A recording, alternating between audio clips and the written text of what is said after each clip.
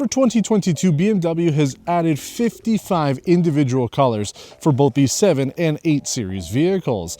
So naturally, our 2022 BMW M8 Competition is finished in the default black sapphire metallic. But honestly, what can you do? I mean, this is a BMW M8 Competition. This is the flagship BMW M Car, or at least I guess it was, now the BMW M5 CS is. But regardless, this has 617 horsepower, 553 pound-feet of torque.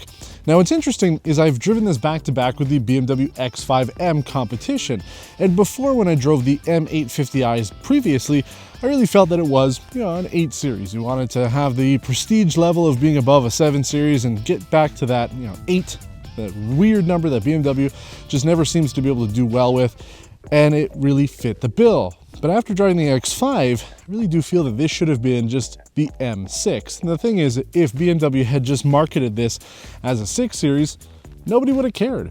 So, I mean, they're kind of stuck. They had to go and call this the 8 Series. They had to make an M8. And yeah, it still is crazy fast. This competition will do 0 to 100 kilometers in 3.2 seconds. You get the regular M8, it's still 3.3 seconds. It is a very fast car. It is quite a bit faster than the X5M that we drove, just because even though the engine is the same, this is so much lighter than the X5. So it is a true performance sports car. But I don't know, I mean, yeah, it should have been the M6, but who cares? It's the only time I'm going to talk about it. Now we're going to talk about why you might want to consider this vehicle. So as I mentioned, there are 67 paint colors available to choose from for 2022, and that really is the only change. They haven't made any real changes to the 8 Series since it was unveiled. Every year, though, the prices do change here in Canada. It is $3,500 less than the previous model year, but you do lose BMW's laser lights as standard. This has it because it has the packaging, so they've essentially removed that from the base price, added it to a package, bringing the MSRP down a little bit, but it's the same car. And then even compared to the 2020s, the M8 for that was a little bit more than the 2021. So each year it's kind of gone down in price, but they've taken some features out and put it into options. Now we only have one package on this vehicle that adds back in the laser light headlights. We really could have had the Bowers & Wilkins audio system. I would say that that is one thing that really is lacking on this specific build. I personally would have preferred it. There's a huge difference, especially driving the X5M back-to-back with this, with that having the Bowers & Wilkins. You can tell there is a huge difference with the basic Harman Kardon system on here. So if I were buying this car, yes, I would go for the better audio system. But I guess, the idea is you're supposed to be listening to the exhaust and the engine and all the fun stuff that comes out of the car, that the audio system itself doesn't really matter. But I don't know, maybe it's just me. Now, going with the competition doesn't just add the black badges, which obviously get lost on this black sapphire metallic paint, and 16 horsepower. BMW says that the competition's chassis is tuned for extreme situations and has better track performance than the regular M8. Has stiffer engine mounts, increased front wheel camber, and the rear axle toe links are now using ball joints instead of rubber mounts. So there are some small changes there to make this better on the track. I don't have a track to be able to test it on, so we'll have to take BMW's word for it. But the idea is, it's the competition. It's meant to be a little bit better, meant to have a little bit better performance on the track. Day-to-day use, though, whether you're buying this or the M8, it's not going to make a huge difference. It's still a monster of a car. Now, we can argue all day whether or not you should go with the M8 or the competition, or wait maybe for the CS or CSL, whatever they're coming out with. The point is, it's still a hell of a lot of car, and you are paying for it. I mean, at $159,400 Canadian or $146,650 US, you are spending a lot, but you do get to say that you drive an M8. Now, let's hit the road, though. I can tell you all about this car all you want, but the idea is you want to see it on the road. Now, we aren't going to be doing any winter testing. It's been pretty clear weather here in Quebec, but we will be talking about how this vehicle does perform in winter situations, as we have had some light snow, and everything else you need to know if you're planning on buying a BMW M8 Competition and want to know if you can drive it year-round in the snow. The BMW M8 Competition is the type of car for somebody who, say, is about 25 minutes away from their destination, but they need to get there in 10.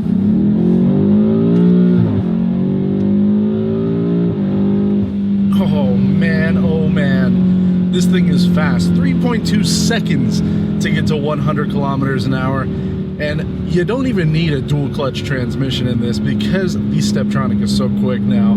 It doesn't even matter. You get up to speed, you can shift. Everything you want to do in this thing is absolutely bonkers. That's what I love about it. Even in the winter, this thing is still bonkers because you can drive it in normal mode, in efficient mode, have four-wheel drive going at the maximum, you know, split between 50-50 and have the best control. And I've tested that. We had a little bit of light snow when I was driving this the first couple days, and I tried both, having it in BMW's MDM, the M dynamic mode, and yeah, you would fishtail a little bit coming around a corner. If it was a little snowy, throw it back into regular full-time xDrive, and it's just like any other BMW that you would expect to be driving in the snow. But one difference with this over the X5M that we drove is you can completely disengage the front wheels. If you turn off stability and traction control completely, hold down the button and get rid of it altogether, then you can put the four-wheel drive, the xDrive system, into rear wheel only mode. And that'll help if you really just don't need a four-wheel drive vehicle. You want to maybe save a little bit on gas, but you also want to have some fun. You take the car to the track and you just rip the crap out of it.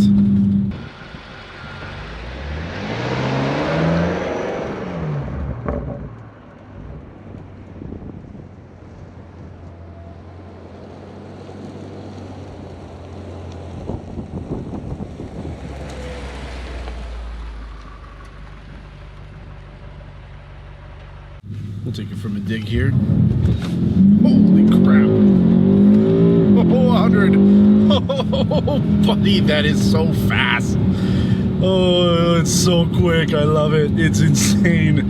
And even in manual shift mode, I know usually when we're doing these videos, I say I like to keep it in automatic completely for doing the 0 to 100s, just because I find that the transmissions sometimes lag, but man, this thing is so quick.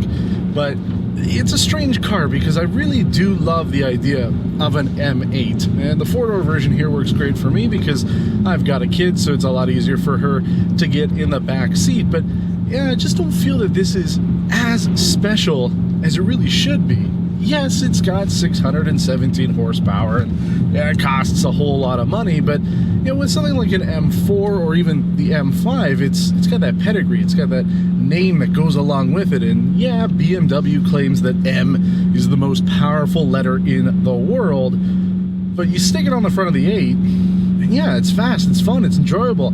It probably does crazy good track days, and even on the road, it's still really fun. But if I were in the market for this price point, I was looking at a vehicle in this segment, I would go for the M5. Now, if you wanted to get a two-door, sure, you have to go with the M8 because it's the only way to get this amount of power in a two-door vehicle from BMW. But I think the 5 would be better. M5, get that. You've got the pedigree.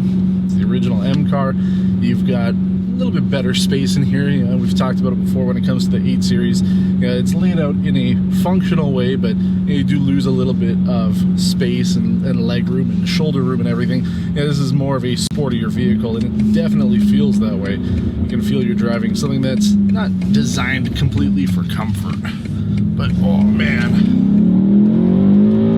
it's so good. Yeah, I don't even know if you can hear because the exhaust is so loud on this, the engine is so loud on this, that our microphones are probably just picking up that, which is absolutely crazy. But I love it. Oh yeah, this thing's great.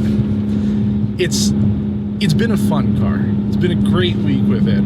And I hate saying this because for the last 5 years that we've been doing test drive, I've continued to put into your head that I am a car person. SUVs have their purpose, they're fun to drive now and again, and during the winter I like to take them a little bit more than usual just because they have better ground clearance for our rough weather. But I always say that I love cars, sedans, wagons, those are my top pick. So naturally you would assume that I would love the M8 more. But driving it back to back with the X5M might be the first time I'm saying this, but I would actually take the X5M. Now, I know I said I would take the M5, but if I had to get something that had a little bit more space, then the X5M is probably the way to go. It was just a little bit better all around, not as quick, very heavy, didn't handle and corner the way that this thing does, but for my lifestyle with a kid, that was the one that I would go with. But it's so fun to drive this. Does it deserve the 8? Is it really an M8? BMW says so, but you know, again, after driving it for a week, I still do really feel that this is more of an M6. That's what this should have been.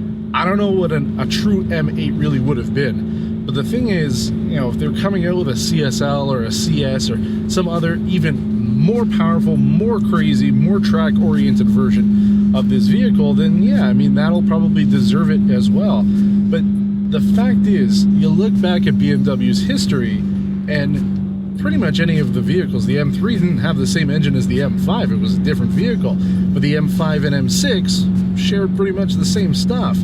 This shares the same DNA as the M5 and the X5M, X6M. It's not on its own, so I think that's the one problem. If I were at BMW, I know it's easy to put the same engine in this, but I don't know, I would have made it a little special, put something just slightly different in here to make it truly above the rest.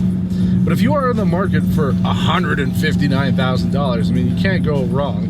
It has been fun. It is really fast.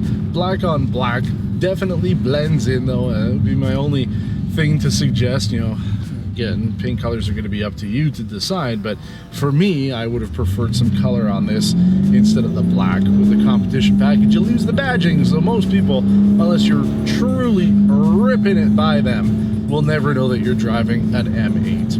Maybe for some people it's fine, and maybe for those who really do need to get to their destination in 10 minutes but they're 25 minutes away, they'll appreciate it too. Might slide under the radar of the police as they're driving by at 149 kilometers an hour.